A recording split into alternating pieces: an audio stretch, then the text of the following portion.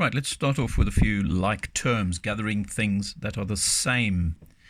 So let's look over here and see what we can gather that would be the same. I spot an M, an N, and another M. Right, so let's keep the M's together. Remember, gathering like terms, we keep the sign, take the sign with the number and letter. Right, so we've only got positive 3n, but as we said before, we have 2m, and we're going to minus 5m from that. So we're going to go into negative numbers here. 2m minus 5m is going to give me minus 3m.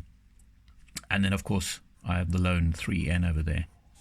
So that would be that answer. Again, the next one, we have f's.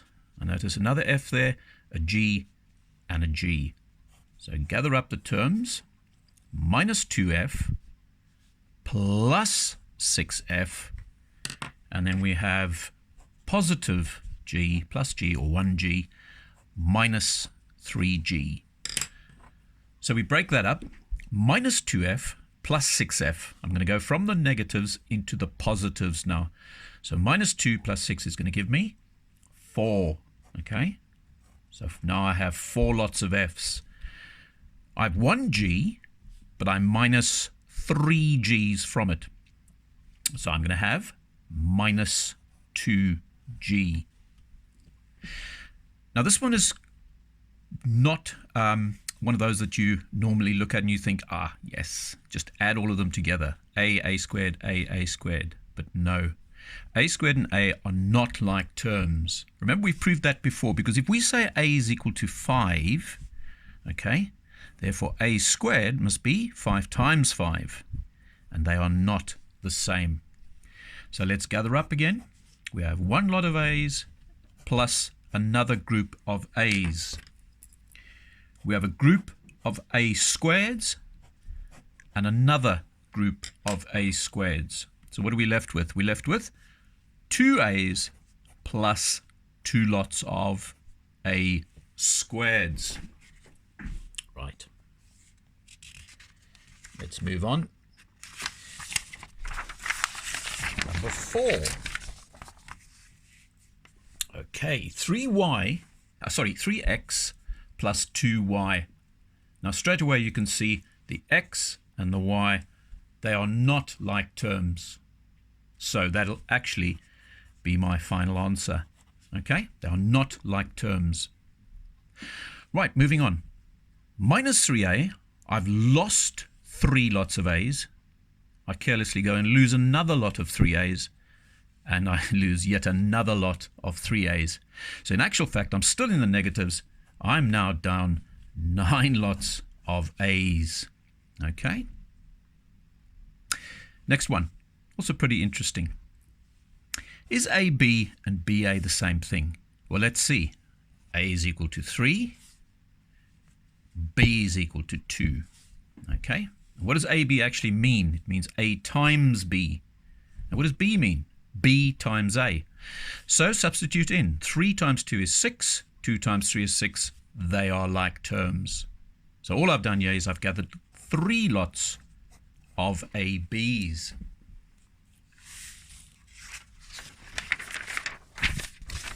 Now, moving on. We go on to multiplication.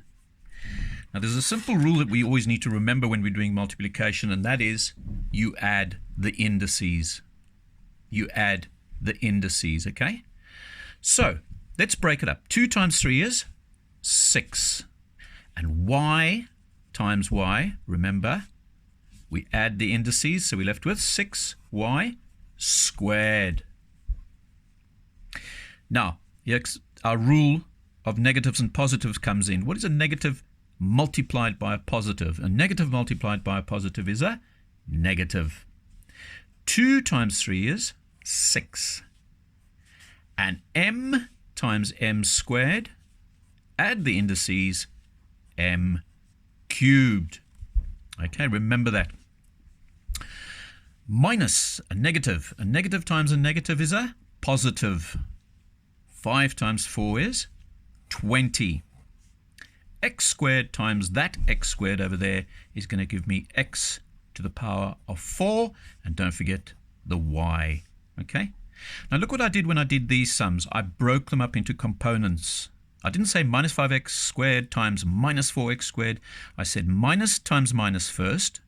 Then I went to the number 5 times 4. And then I said x squared times x squared. And then I added in the y. So always break it up into manageable parts. Right, the old favorite in the exam. Gets asked so often, this one. Mn times Mn times Mn. Remember, if that was an addition sign, that would have just been 3Mn, grabbing 3 lots of Mn's. But this is multiply. So we, don't forget, we add the indices. Now, a lot of you would be tempted to say, oh, that's easy. Mn cubed. No, we're forgetting one thing. It is m times m times m. And what do we have? We have 3. So m cubed, and then obviously also n cubed. So don't forget that. Must be filled in there. Okay? Don't be fooled by that one. Now this one is another favorite in an exam. So what have we got here? In brackets, we've got minus 3y cubed, and outside the brackets they're telling us this must also be cubed. So what does that actually mean? That's the indicator telling us what's going to happen with whatever's in the brackets. Bit of advice, write out that which is in brackets. Now because it's cubed, you're multiplying it by itself. Okay, 3 times. Now we can break it up into components again. A minus times a minus is a plus. A plus times a minus is a minus. 3 times 3 times 3 is 27. And y cubed times y cubed times y cubed. Don't forget we adding the indices. So that would be y to the power of 9. Remember, so important to add those indices when you multiply. Okay, right, yeah, what do we got? Yeah, we've got 2p times 3q times r. Now you might be tempted to say, oh, but they're not like terms. Doesn't matter. We're not adding. We're multiplying, okay? So 2 times 3 times, there's a 1 there. 2 times 3 times 1 is 6. P times q times r is p, q, r. Okay, now that's multiplication. Now we go on to division. 24 divided by 8 is going to give me 3. And don't forget the m, because we've got 24 lots of m's, dividing that by 8, and that is 3m. Right, don't forget that line there. What does that mean? It means divide. So whatever's on top gets divided what is below. So 3m divided by m, basically all we're doing is we're cancelling the m's, and the final answer is 3. Now, be careful with this one. Be careful. Can we add the top 2? No. Why not? Because they are not like terms. So whatever's below the line, there's the divide again. Whatever's below the line is what we're going to divide what's on top by. So 14m must be divided by 7, and 7 must also be divided by 7. So let's look at 14m first. 14m divided by 7 is going to give me 2m. And 7 divided by 7 is 1. Right, now be careful with this one. Be very careful with this one. I'm going to show you and tell you why you may not divide 24 by 18 and get a decimal. You will not get a decimal as an answer. We do not know the value of that m. So in this instance, it doesn't divide in equally. Okay, there's going to be a remainder. We're not going to make it a decimal. So we ask ourselves, hang on, what is the highest common factor of 24 and 18? What is the highest number that will divide into 24 that will also divide into 18? And the answer is 6. Okay, so we're going to divide 24m by 6, and we're going to get 4m. We're going to divide 18 by 6, and we're going to get 3. Okay, that is my answer. Do not divide 3 into 4. I'll say it again. We don't know the value of the m. Same here. Let's make this a little bit more interesting. Let's put an n below there. Let's put an n. Now, 12 goes into 16. Yep, it does, but it's going to be a remainder. So the same principle applies as with that one. So again, we're going to look for the highest common factor. And the highest common factor of 16 and 12 is 4. So what is 16 divided by 4? It is 4. What is 12 divided by 4? It is 3. Now be careful. Yeah, we've got an n squared and we've got an n. So n squared is divided by n. Now we do the opposite with indices. The opposite to what we did with multiplication. Remember, when we multiplied, we added the indices. When we divide, we're going to subtract. So there's a 1. N squared divided by n. There's an n left over. So that is my answer. Again, as with that one, don't say 3 goes into 4 and you get a decimal. We don't know the value of the n. Right, moving on. We now go on to multiplying out brackets, or getting rid of the brackets. Okay? And the only way we get rid of the brackets is by whatever's outside the bracket is multiplied with what is in the bracket. So 2 times 3a is 6a, plus 2 times 4 is 8. Okay, indices comes into play again because we're multiplying a times a, and that would be a squared. And a times b is ab. Okay, here we go. Remember, there's a 1, imaginary 1 there. That must multiply with that, and that multiplies with that. So 2y times another y. Yep, we add the indices. So 2y squared minus, because it's a plus times a minus, is a minus. And 2y times 3 is 6y.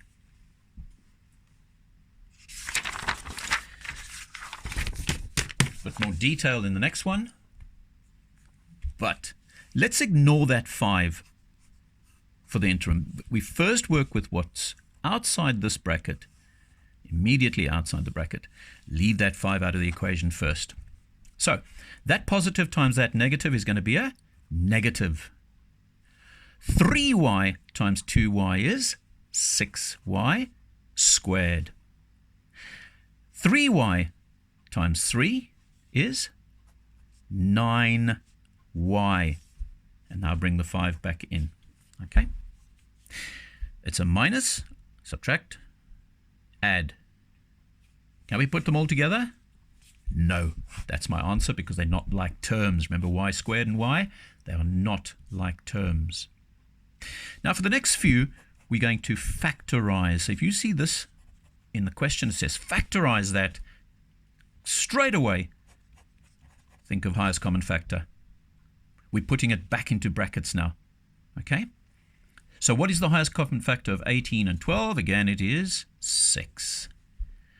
So 6 is outside the brackets, but we're still going to ask ourselves another question. Are there letters the same on both sides? If there were letters, if there was an M there, we would have had the M outside the brackets. But in this instance, there's no M on that side. So what are we going to fill this space with? Well, how did I get from 6 to 18M? I multiplied 6 by 3M. And what did I multiply the 6 by? 2. Okay. Same again, yeah, we're going to factorize. Right, now you've got to think of the factors of 28 and 21, but we need the highest common factor because they will tell us factorize fully. So it must be the highest. Is it 3? Yeah, well, 3, does 3 go in? No. Is it 7? 7 times 4, 7 times 3? I reckon it is 7, okay? Are the letters the same on both sides? No. So again, 7 outside the bracket, open the bracket. 7 times what gave me 28y? It is 4y. Plus 7 times what gave me 21? 3. Okay, so now we factorize, we look for the highest common factor, and we put it into brackets again. Okay, now let's do a bit of substitution. Substituting letters, numbers, or numbers for letters. Right, let's look here. A is 2, B is 3, and C is minus 2. So we have ABC, which means A times B times C. So let's write it out. 2 times 3 times minus 2. So those are two positives. That is 6 times minus 2. Okay? 6 times minus 2. So the positive times the negative is going to give me a negative, and 6 times 2 is 12. Right, B. B is 3 times C, which is minus 2 squared. Okay, be careful now. Minus 2 squared means what? Minus 2 times minus 2. And that minus times that minus is going to give me a plus. So 2 plus 2 is 4. 3 times 4 equals 12. Okay, now, don't get a fright when you see this. Substitute in the numbers. A is 2 plus B is 3 minus 2. Okay, again, B minus C. B is 3 minus, don't forget to put the minus in. And C is minus 2, so there must be another minus, minus 2. Okay, now, what have we got up here? We have a negative, 3 minus 2, but we have a negative and a negative. Don't forget it was a plus there, okay? All right, there was a plus, add minus 2. So a plus and a minus is going to give me minus. This minus and a minus gives me a plus. So what have I got? 2, and I have 3 minus 2, which is 1, and I have 3 plus 2, which is 5. There's my answer. Okay, last little section. Last section, and it's equations. Simple equations. Right, we have a over 7, and the question would normally say solve for a, or what is a? What is the value of a? Now, it is a fraction. That is a whole number 3. So something over 7 must give me an answer of 3. So I think it's got to be a top-heavy fraction. 7 must divide into that number and give me 3. So what do we do? Do the inverse. 7 times 3, and a is equal to 21. Right, 2v plus 5 is equal to 7. 2v plus 5. Now to solve this one, let's get the numbers over that side. So to get rid of that 5 on that side, minus 5 off both sides. Okay? And we're left with 2v equals 2. What's on that side, sorry, this side, now gets divided by what's on that side. So we divide 2 by 2, 2 by 2, and v is equal to 1. Put it to the test. 2 times 1 plus 5, 2 times 1 is 2, plus 5 is 7. You do need to show calculations, guys. You can't just hazard guesses. You must show the calculations, clear calculations. Right, let's look at this one. Same as the principle when we did that one, we need to get that number out of there and onto that side. It's a positive, so let's minus 8 off there, and we minus 8 off that side as well. And we're left with 11p. What is 63 minus 8? 55. Remember now, the number that's on this side of the equal to sign gets divided by what's on that side. So let's divide that by 11. Divide that by 11, and p is equal to 5. Okay? All right. Let's put it to the test. 11 times 5 is 55. Add 8 onto that, gives me 63. And again, you must show calculations. Right, here we go back to multiplying out brackets. 5 times c and 5 times 2. So 5 times c is 5c, plus 5 times 2 is 10, is equal to 0. Right, now watch this one, please. We're taking the number across there, so we're minusing 10. We're minus 10 there, and well, what are we left with? Minus 10. And we've got a 5c on that side. Now remember, that's a minus. That's a positive. Whatever's on this side now gets divided by that. Okay? So it's a positive 5. We're dividing by a positive 5. We divide by a positive 5 on that side. And c is going to be equal to, now let's work this one out very carefully, a minus divided by a plus. Yes, a minus. And 5 divides into 10 twice. There's my answer.